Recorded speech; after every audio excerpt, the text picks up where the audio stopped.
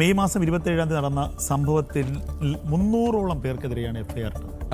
മൂന്നാമത്തെ ദിവസം 26 പേരെ പിടികൂടുന്നു. അതിനുശേഷം 27ാമത്തെ ഒരാളെ ഈ 65-66 ദിവസമായിട്ട് തൊട്ടിട്ടില്ല, അന്വേഷിച്ചിട്ടില്ല.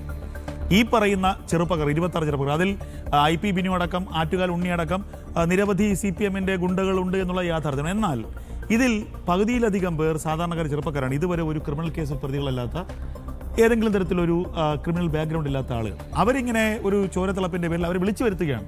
ഈ സുന്ദരം പിള്ളയുടെ ശബ്ദ സന്ദേശത്തിന് സമാനമായ എത്രയോ സന്ദേശങ്ങൾ DYFIയുടെയും SFIയുടെയും CPM-ന്റെയും മറ്റ് പോഷക സംഘടനകളുടെയും കർഷക സംഘത്തിൻ്റെ വരെ ആളുകളുടെ ഇത് പോയി കാണും. അപ്പോൾ ഇവർ വരികയാണ്.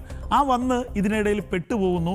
ഇതിനിടയിൽ വളരെ കൃത്യമായ ഗൂഢാലോചനയോടുകൂടി ED സംഘത്തെ ആക്രമിക്കുന്ന ഘട്ടത്തിലൊന്നും തന്നെ അവിടെയുള്ള നേതാക്കന്മാർ ആരെയെന്ന് ഞാൻ പറയും. MV ഗോവിന്ദൻ, CPM-ന്റെ സംസ്ഥാന സെക്രട്ടറി, ജില്ലാ സെക്രട്ടറിയുടെ ചുമതലയുള്ള റഹീം MP, മുൻ സെക്രട്ടറി ആയിട്ടുള്ള വിജയകുമാർ അടക്കം, പാളയം റഷീദ് അടക്കം, തിരുവനന്തപുരം ജില്ലയിലെ ശിവൻകുട്ടി, മന്ത്രി ശിവൻകുട്ടി, V ജോയി, കടകംപള്ളി സുരേന്ദ്രൻ അടക്കമുള്ള ഈ നേതാക്കന്മാരെല്ലാം നോക്കി നിൽക്കുകയാണ്.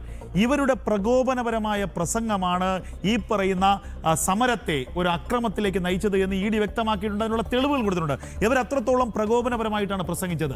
ആ പ്രകോപനപരമായി പ്രസംഗിച്ച പ്രസംഗത്തിൻ്റെ ദൃശ്യങ്ങൾ, മാധ്യമങ്ങളിലൂടെ വന്ന ദൃശ്യങ്ങൾ, അതിൻ്റെ മുഴുവൻ സാഹചര്യ തെളിവുകളും ഉണ്ടായിട്ട് 27ാമത്തെ ഒരാളെ ചോദ്യം ചെയ്യാനോ വിളിച്ചു വരുത്താനോ ഈ അന്വേഷണ സംഘം തയ്യാറായിട്ടില്ല.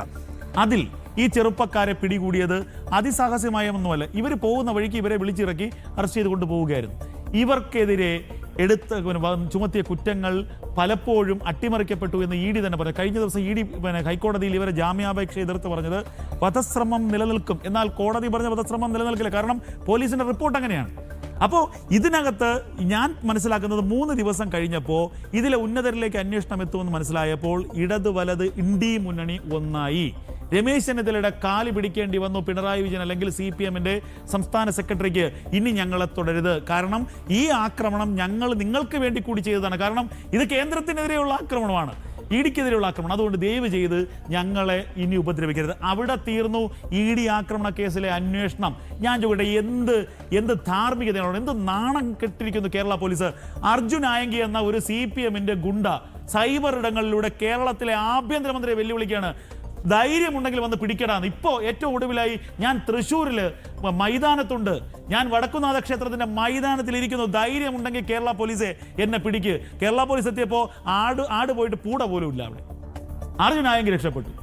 അത് കഴിഞ്ഞ എത്ര ദിവസം കൊണ്ട്, ഞാൻ കഴിഞ്ഞ മണിക്കൂറുകൾ ആരോ പറയുന്ന പോലെ ഏതോ ഒരു CID മൂസ സിനിമയിൽ ഹരിശ്രീ അശോകൻ്റെ കഥാപാത്രം പോലെയാണ് ഈ പറയുന്ന അർജുനായെങ്കിൽ കേരള പോലീസിനെ ഇത്രയും വട്ടം കറക്കുന്ന. അപ്പോൾ കേരള പോലീസിൻ്റെ സംവിധാനങ്ങൾ ഇത്രത്തോളം പരിമിതമാണെന്നും കേരള പോലീസിനെ ഇത്രത്തോളം കഴിവേ ഉള്ളൂ എന്നും ജനങ്ങൾ ചോദിക്കുന്ന ഘട്ടം. ഞാൻ കേരള പോലീസിൻ്റെ കഴിവിനെ കുറച്ച് കാണിക്കുന്നില്ല, പക്ഷേ എന്തുകൊണ്ടോ പോലീസ് സേന ആകെ ഒരു നിർജ്ജീവമായ അവസ്ഥയിലായിരിക്കുന്നു. ഒന്നും കൂടി പറഞ്ഞ് അവസാനിപ്പിക്കാം. ഈ രമേശ് ചെന്നിത്തല വന്ന ശേഷവും കേരള പോലീസ് ഇടത് പോലീസ് അല്ലെങ്കിൽ പിണറായി പോലീസിൽ നിന്ന് മാറിയിട്ടുണ്ടോ എന്നുള്ള സംശയം എനിക്കുണ്ട്. 2, കേരള പോലീസിനുള്ളിൽ തന്നെ ആഭ്യന്തരമായി വലിയ അടിയാണ്. 3 സംഘടനകളെ 2 സംഘടനകളാക്കി. നേരത്തെ കഴിഞ്ഞ UDF സർക്കാർ, അവസാന UDF സർക്കാരിൻ്റെ കാലത്ത് പ്രജാപതിയായി വാണിരുന്ന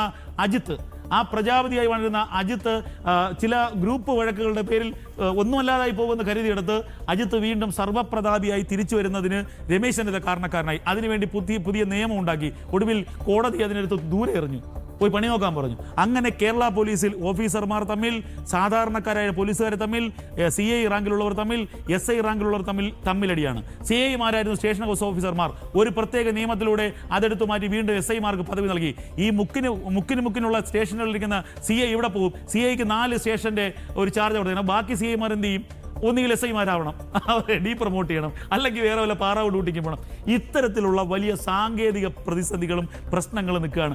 അതുകൊണ്ട് സ്വാഭാവികമായും പോലീസിൻ്റെ ഒരു ആർജവം നഷ്ടപ്പെട്ടിരിക്കുന്നു. അതൊക്കെയാണ് ഈ അർജുനായെങ്കിയെ പോലുള്ളവൻ വിളിച്ചിട്ട് ഒന്നും ചെയ്യാൻ പറ്റാത്ത അവസ്ഥ. ഇവിടെ ഞാൻ അവസാനിപ്പിക്കാൻ പോകുന്നത്, ഇത് കൃത്യമായി അന്വേഷണം അട്ടിമറിച്ചിരിക്കുന്നു. ഇടത് വലത് മുന്നണികൾ തമ്മിലുള്ള ഒരു ഒത്തുകളി ഈ കേസിൽ ഉറപ്പായിരിക്കുന്നു. രഞ്ജിത്ത് അമ്പാടി പറഞ്ഞ ഒരു വിഷയത്തോട് മാത്രം, ഞാൻ ഒരു പരാമർശത്തോട് മാത്രം വിയോജിച്ചുകൊള്ളട്ടെ. അവിടെ നടന്ന സമരമെന്ന്, എന്തിനായിരുന്നു രഞ്ജിത്ത് അമ്പാടി അവിടെ സമരം ചെയ്യുന്നത്? അവിടെ എന്തെങ്കിലും വലിയൊരു അനീതി നടന്നോ? അതല്ലെങ്കിൽ ഒരു വലിയ ജനകീയ പ്രശ്നത്തിന്റെ പേരിൽ തടിച്ചുകൂടി സഖാക്കളും ഡിവൈഎഫ്ഐ പ്രവർത്തകരും CPM അണികളും ചേർന്നിട്ടൊരു വലിയ മാർച്ചും ധർണയും നടത്തിയതാണോ? അങ്ങ് ഇന്ററിം സെറ്റിൽമെന്റ് ബോർഡിന്റെ മുന്നിൽ ഈ കമ്പനിയുടെ ഉന്നത ഉദ്യോഗസ്ഥർ കൊടുത്ത മൊഴിയിൽ വീണ തൈക്കണ്ടിയിൽ നിന്ന് പൈസ കൊടുത്തത് വ്യക്തിപരമായ സർവീസിന്, എക്സാലോജിക് എന്ന കമ്പനിക്ക് പ്രൊഫഷണൽ സർവീസിന്, ഇതിനെല്ലാം കൊടുത്ത ഈ പണത്തിന് ഒരു സേവനവും കിട്ടിയിട്ടില്ല എന്നുള്ളത് രേഖയാണ്. അതിന്റെ അടിസ്ഥാനത്തിലാണ് സീരിയസ് ഫ്രോഡ്സ് ഇൻവെസ്റ്റിഗേഷൻ ഓർഗനൈസേഷൻ അന്വേഷണം ആരംഭിച്ചതും കുറ്റപത്രം തയ്യാറാക്കിയതും. ഇഡിക്ക് കൃത്യമായി ശശിധരൻ കറുത്ത മൊഴി കൊടുത്തിട്ടുണ്ടല്ലോ. പിണറായി വിജയനുമായിട്ടുള്ള ബന്ധത്തിന്റെ അടിസ്ഥാനത്തിൽ മാത്രമാണ് ഇവിടെ സംഭവിച്ചത്. ഈ കണ്ണൂരിലെ പോലീസ് സ്റ്റേഷനിലേക്ക് കയറി മുണ്ട് മടക്കി കുത്തിയിട്ട് എന്റെ പ്രതികളെ പിടിച്ചുകൊണ്ട് പാടാ എന്ന് പറഞ്ഞ് സിനിമാ ശൈലി വെല്ലുവിളിക്കുന്നത് പോലെ ഇത് ഇഡി ഉദ്യോഗസ്ഥരെ ഭയപ്പെടുത്തി ഓടിക്കാവുന്ന രീതി സംഭവിച്ചതാണ്.